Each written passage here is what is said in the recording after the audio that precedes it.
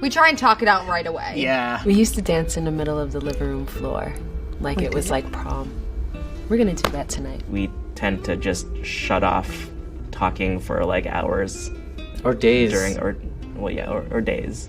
Having a little time to take a step back and then come back and like talk out why I was frustrated or why he was frustrated. Yeah, because once you talk about it out in the open, it's like, it just seems more and more petty. Unreasonable is a word that we use a lot. I was being unreasonable. Yeah, you were being unreasonable. Okay. And we both can be, and we both realize it when we are.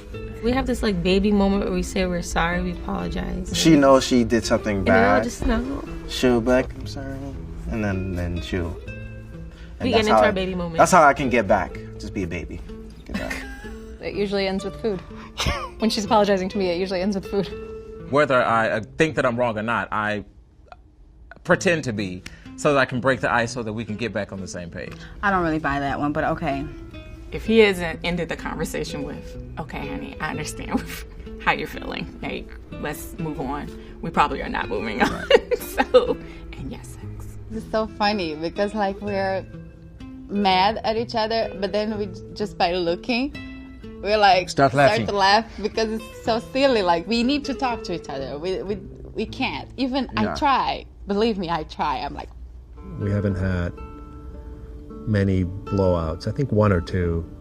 We always threaten with lawyers and shit. But. And we do say 1, 2, 3, and we usually say, I'm sorry, at the same time. Mm-hmm. I apologize, and not because I was wrong, but I was wrong in losing my temper instead of talking it out. We kiss and hug and cry and hold each other. Typically we talk it out, and then let's leave it at that. Rather than avoiding each other, just really just trying to push through it and building strength from whatever the situation, was that challenged us. Mm-hmm.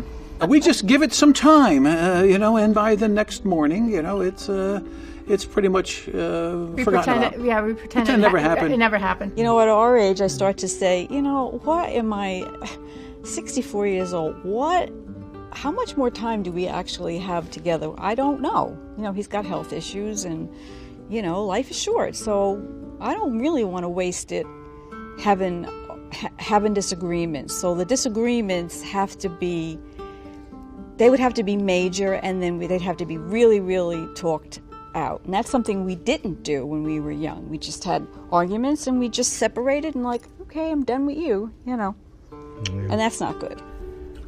You get over it. I said, I'm not going to talk to you for 5 minutes. And the next thing I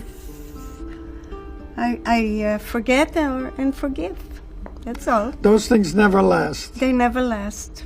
I don't know, we just start talking gradually. Yeah, that's right. When you hadn't, There's no when you got angry and you went to bed bed a little angry in the morning, you say hello and you have breakfast and you start talking again.